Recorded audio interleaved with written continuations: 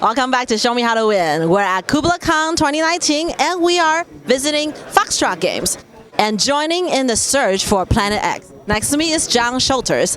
John, tell me, what is the premise behind the search for Planet X? Yeah, so the designers, Rosset and Matthew O'Malley, were really inspired by some real-life science of searching for this very distant large object in our solar system.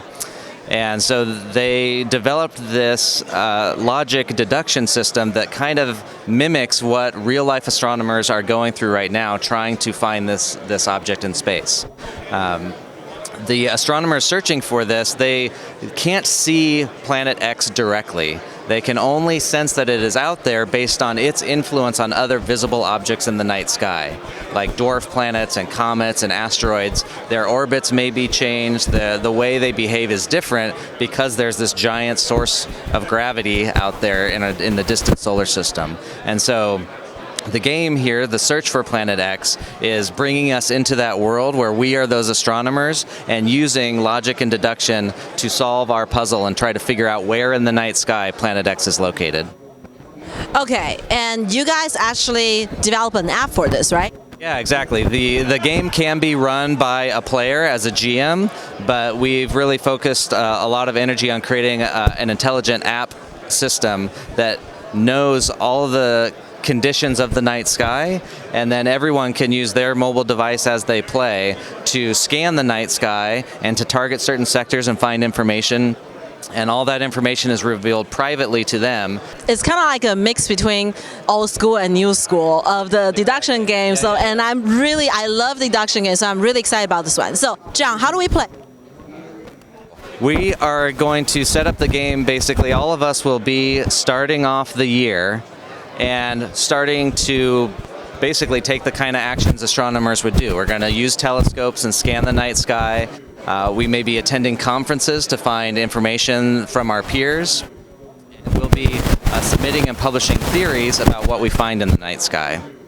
So we scan the night sky and attending conferences using the app, and we publish theories using the tokens? Yeah, exactly. That's how all the players interact on this central board. So during a turn, it's not a round-based game. We have a time track around the perimeter of the board that represents the year as the Earth moves around the sun. So you will take certain actions that require a certain amount of time, and you'll advance your token accordingly. And whoever's furthest back in time will take the next turn. And as you're scanning the night sky, you'll be using your app to execute those actions. I might be scanning, and I'll say which feature I'll scan for, maybe dwarf planets, and then I'll say which sectors of the visible night sky do I want to scan through. Let's just say 1 to 4. And then when I hit scan, this will return and say, there's no dwarf planets in those sectors. So on my sheet, I can then cross out all the dwarf planets in the area in which I just searched. And only you know that. Exactly, yeah. So I will have to publicly announce what I'm searching for and where, but the result given to me by the app is private information that I use to solve my puzzle. Okay, and when does the game end? So the game ends when some player successfully locates Planet X. And to do that, you'll need 3 pieces of information. You'll need to know which sector of the night sky Planet X is located, where you think it is, and then also which objects are to its left and right in the adjacent sectors. You can't just be a blind guess, get lucky. Exactly, yeah. You really need to go through and figure out where all the pieces of this puzzle lay in order to figure out where that's going to be.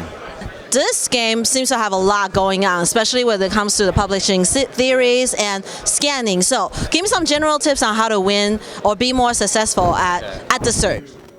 Well, one thing I think early players overlook is the ability to publish theories about what you have learned so far. Because as we start the game, we'll even start with a little bit of information based on the different difficulty levels we can set for the game. And as we're scanning and targeting the night sky, we're going to find out some things that we know for sure, and some things that we're pretty sure about, and things we just don't know. So as we start to get more sure about objects in the night sky, we want to use these theory tokens to publish those out publicly onto the central board. And this is going to be a primary way of scoring points, as opposed to simply locating Planet X at the end of the game. So is it possible to win the game without finding the planet, even because you have more theories published that are proven to be true? Yes, exactly. Yeah, there's not going to be enough time over the course of the game to publish all the theories you have. So you want to take advantage of every opportunity that you can to get theories on the board, and that functions basically for getting points for you at the end of the game, but those tokens also advance sort of systematically as we move around the board, and those will get revealed to everybody eventually as peer-reviewed information. So if you're correct, you're going to score some bonus points for being right and for the points for that theory. If you're wrong, you will suffer a small time penalty, but it's not going to knock you out of the game. So it can be a good tip to publish theories that maybe you're not 100% sure about, because even if it's revealed to be wrong, that's a piece of information that's useful to you. Okay, so earlier you mentioned you can scan for dwarf planets. What other things can you scan for in this game? Each feature, the comets, the dwarf planets, gas clouds, asteroid fields, and empty space, they all have specific logic rules that apply to how you find them and how you solve your puzzle. We have two versions of the game. The standard version has 12 sectors in the night sky, and then we have an expert mode with 18 sectors, and that also has additional objects in the night sky as well. So in the standard version of the game, it will be very conditional upon what you scan for and what you find as to what it becomes valuable to you to know. But a lot of times, the relationship between those objects, which can be found out in conferences, is another good way to sort of drive your logic and deduction for that game. But I will say in the expert mode, one of the things that changes is we have 4 dwarf planets in the night sky instead of just 1. And it can be very useful to find where that band of dwarf planets is in the expert mode, because we know, based on our logic rules, that planet X is never adjacent to a dwarf planet.